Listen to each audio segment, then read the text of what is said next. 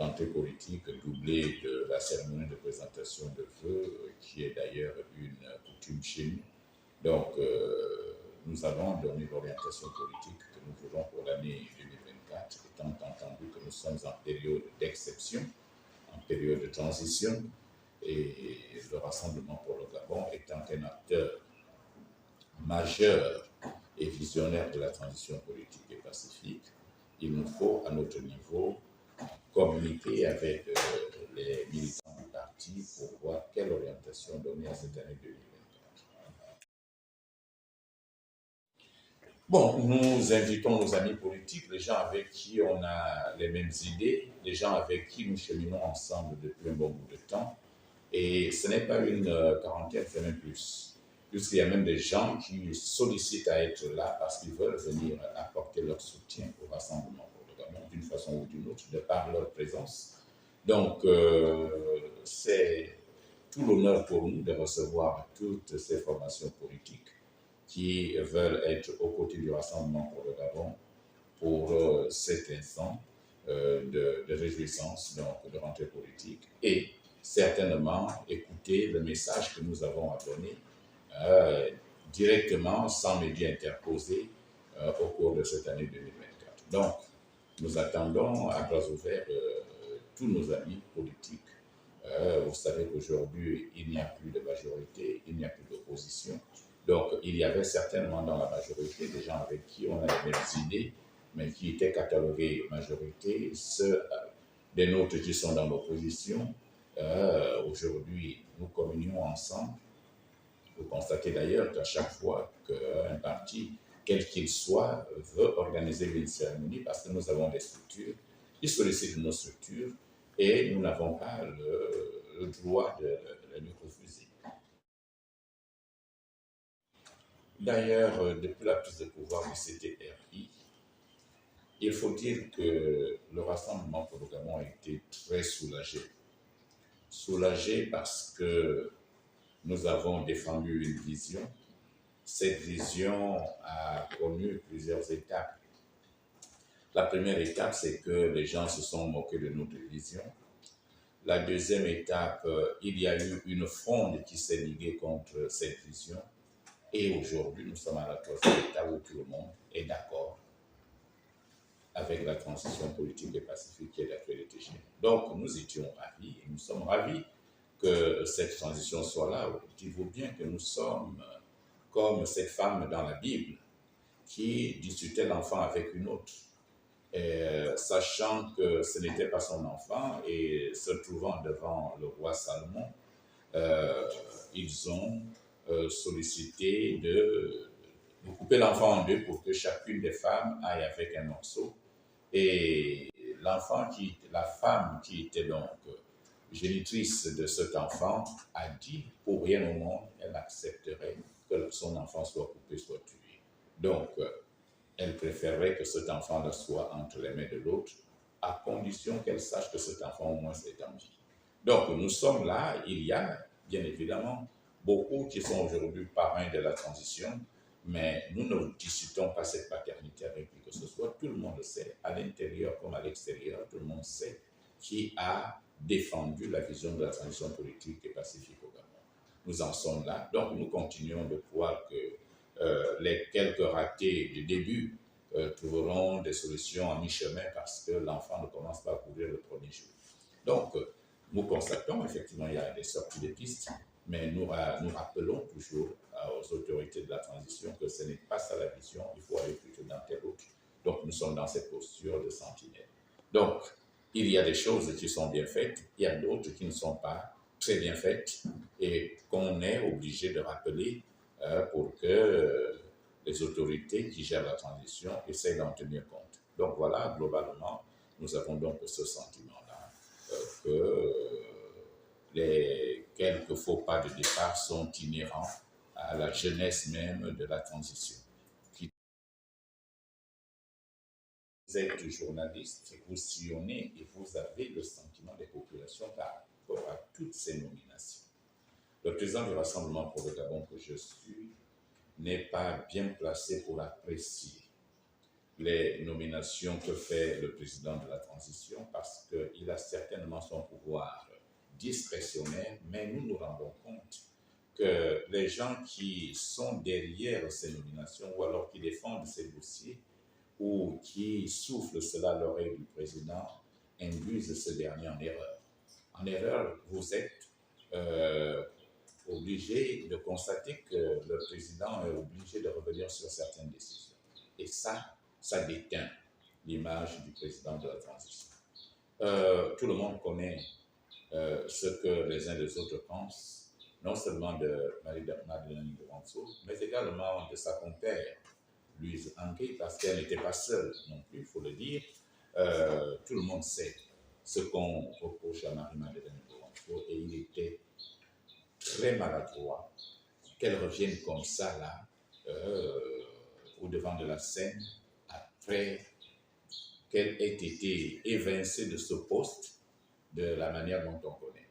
Donc, je n'ai pas de mot particulier à dire pour les nominations. Nous constatons également, vous parcourez les réseaux sociaux, qu'il y a une flambée, une multitude de PDGistes qui reviennent aux affaires. Mais malheureusement, cette façon de faire certainement quelque chose derrière la tête. Parce que je me dis, c'est mon analyse personnelle, que ceux qui mettent le président de la République dans cette situation, ce sont les gens qui veulent que le président soit coupé de son peuple, qu'il y ait un désamour entre le président de la transition et son peuple. Vous savez l'adhésion qu'il y a eu au lendemain du coup d'État ou alors du coup de libération. Maintenant, aujourd'hui, je crois que le capital confiance est en train de s'éroder et il faut que le président en tienne compte. Parce que sa force, il la tire du peuple gabonais.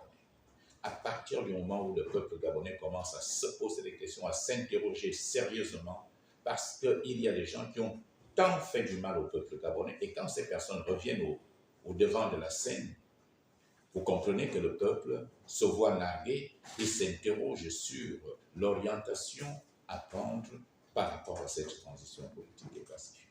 Donc, je ne vais pas faire un jugement de valeur. Le président sait pourquoi il a appelé tel et tel à ses côtés, mais le peuple réagit par rapport à ce qu'ils ont vécu, à ce qu'ils vivent, à ce qu'ils ressentent. Et c'est à ce niveau-là que le président doit pouvoir prêter attention et une oreille très attentive à ce que dit le peuple et ne pas céder effectivement à ces clientélistes-là qui veulent se faire bien voir. Je l'ai dit lors des vœux à la nation, je l'ai dit, il faudrait que le président de la transition fasse attention, qu'il se rappelle de la fable de Jean de La Fontaine, parce que, dit-on, tout flatteur ne vit qu'aux dépens de celui qui l'écoute.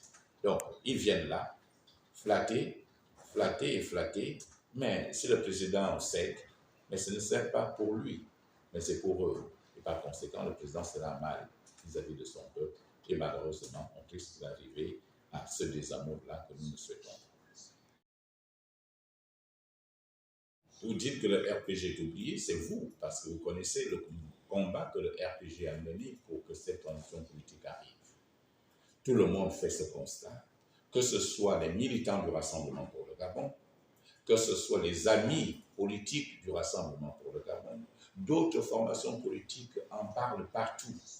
Mais comme nous l'avons dit, nous avons cette posture-là. Nous avons pensé transition, pas pour avoir des postes, pas pour nos intérêts propres.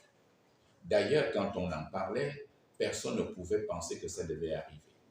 Donc, nous n'avions pas vu les postes, nous avons vu l'intérêt supérieur du Gabon. Et c'est tout l'enjeu de cette transition. Qu'on pense à nous, nous en prendrons et nous prendrons acte. Qu'on ne pense pas à nous, nous disons que ce n'est pas pour autant que nous allons jeter la transition à l'eau. Mais il faut très bien comprendre qu'il n'y a que celui qui a conçu l'idée qui détient et l'esprit et la lettre. Nous voyons les ratés que nous voyons aujourd'hui sont certainement inhérents au fait que le président de la transition et les autorités de la transition n'ont pas pris la peine d'abord de nous écouter. S'ils nous écoutaient et qu'on leur disait ce que nous avions pensé, quitte à apporter des améliorations à ce que nous avons fait, ils iraient plus vite et mieux. Mais le fait de nous ignorer totalement, comme vous-même vous le dites, c'est pas moi qui le dis, c'est vous qui le dites, qui constatez effectivement que le RPG est nulle part. Bon, nous regardons, mais nous savons très bien que le RPG est un parti qu'aucun responsable de ce pays ne peut ignorer. De par son histoire, de par son activité, de par ses idées qu'il défend, le RPG est à l'avant-garde de l'innovation démocratique dans notre pays. Le RPG est avant-garde des idées novatrices pour notre pays. Donc, quand on fait sans le RPG, les gens se posent des questions. Nous sommes plus ou moins habitués à cela. Nous n'en pleurons pas, mais nous constatons seulement qu'il y a des ratés. Ces ratés-là, on aurait pu les éviter si le président nous avait reçus et écoutés sereinement au cours d'une audience. C'est autant d'errements que nous constatons et que nous dénonçons. Vous savez, l'homme ne vaut que par sa parole et par l'engagement qu'il a pris. S'il tient à ses engagements, il sera honoré. Le président de la République, président de la transition, lors de sa prestation de serment, a fixé le cap. Mais nous voyons aujourd'hui des personnalités politiques, des groupes kunabélistes se mettent en place comme si rien ne s'était passé entre 2022 ou alors le pouvoir passé et le pouvoir actuel. En fait, ils sont en train de vouloir conduire le président de la transition dans une voie sans issue. Vous savez, appeler le président à violer sa parole, à violer la charte et à prendre une autre posture, c'est le livrer. Et nous ne sommes pas prêts à encourager le président dans ce sens-là. Parce que les gens veulent qu'il soit une cible seule, facile à atteindre. Qu'on amène tout cela pour que tous les regards et que toutes les armes soient convergées vers le président de la République. Et c'est pourquoi nous disons, l'appel de Lambaréné, pour moi, je ne juge pas la quintessence de celui qui a apporté cette idée, mais je dis pour moi, c'était très malvenu. Ce n'est ni le temps, ni le contexte, encore même aucune opportunité ne s'y prêtait pour que cela soit dit ainsi. Le président de la transition n'est pas venu pour se mêler encore de ce qu'il a reproché hier. Aujourd'hui, nous voyons des associations qui naissent partout. Et c'est pourquoi j'interpelle les autorités de la transition, effectivement, à mettre un terme à cela, pour qu'il n'y ait pas de confusion de genre et pour déteindre l'image du CTRI, parce que le CTRI a été acclamé. Ils sont rentrés comme Jésus à Jérusalem, la rentrée triomphale. Il ne faudrait pas qu'ils sortent par la petite porte. Tout ce qui appelle le président de la transition à prendre une autre voie que celle que lui-même a énoncée sont ceux-là qui veulent qu'il soit jeté pratiquement en pâture. Et nous ne sommes pas prêts à l'accepter. Le président, nous avons une transition. Cette transition est là pour remettre le Gabon sur les rails, pour les 50, voire les 100 prochaines années, à mettre en place l'ossature institutionnelle, constitutionnelle, économique, sociale, juridique et autres, tout cet arsenal-là, pour que le Gabon soit enfin cité en exemple. Donc nous ne voulons pas, nous ne souhaitons pas, et nous ne sommes pas de cet avis. Nous pensons que le président de la transition, et vous voyez les ressentiments qui naissent maintenant ici et là, les récriminations qui naissent ici et là, les reproches à juste titre, parce que les gens n'ont pas oublié le passé. Le passé est encore très là, béat devant nous, donc personne n'est prêt à oublier ce passé-là. Et ce n'est pas de sitôt. Il faut également constater que nous n'avons plus les mêmes personnes. Les générations ont changé. La génération actuelle ne se fera pas marcher sur le pied comme l'autre génération.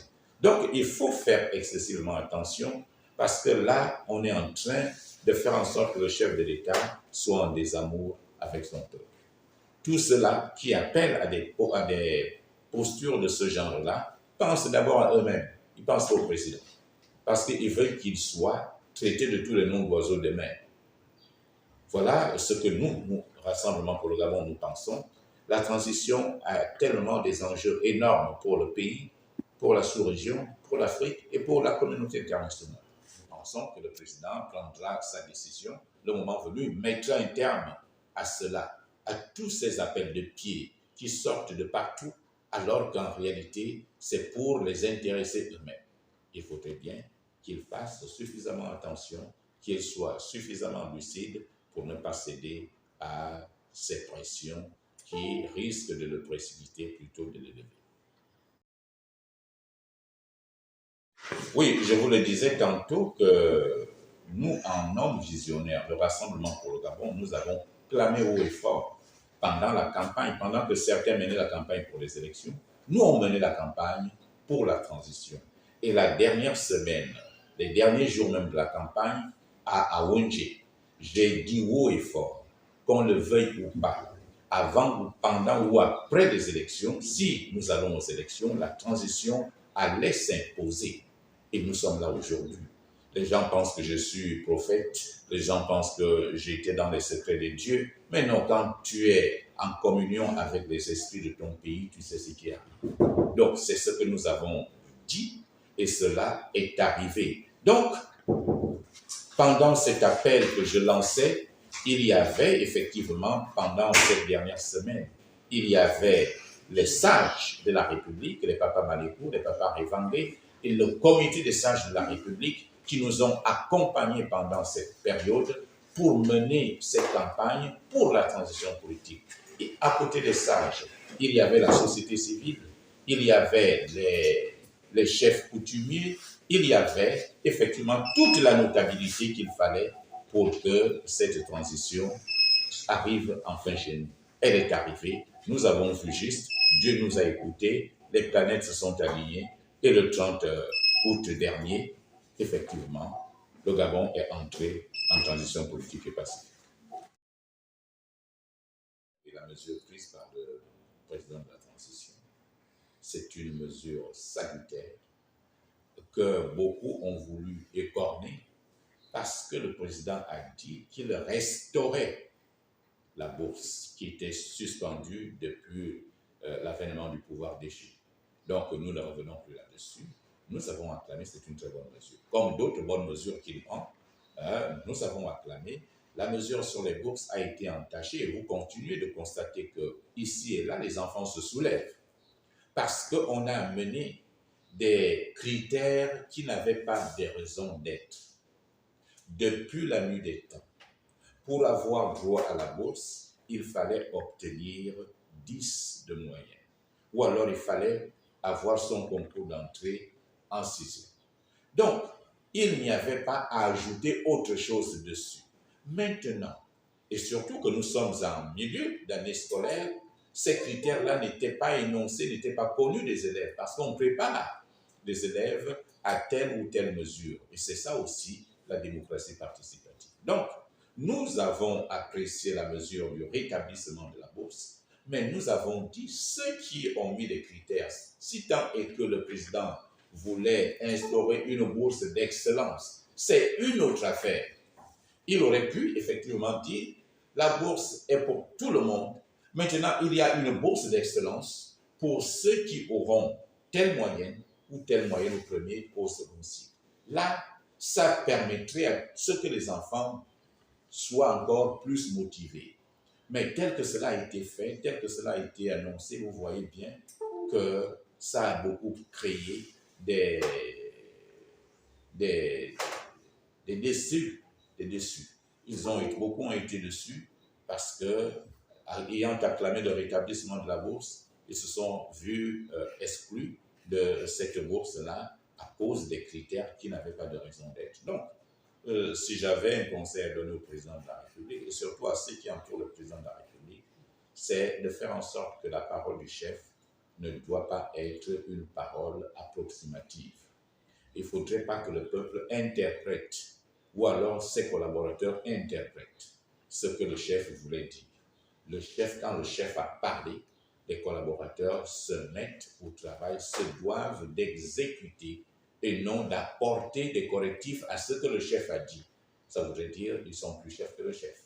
Donc, pour nous, nous avons plutôt mal apprécié la mise en place des critères. C'est d'autant plus que ceux qui ont mis les critères là, ceux qui ont parlé des critères, ce sont des gens qui ont évolué, qui ont vu les bourses sans critères. Ce n'est pas pour autant qu'ils ne sont pas compétents. Ce n'est pas pour autant qu'ils ne sont pas excellents. Ils le sont, même ayant eu des 10. Ils le sont aujourd'hui.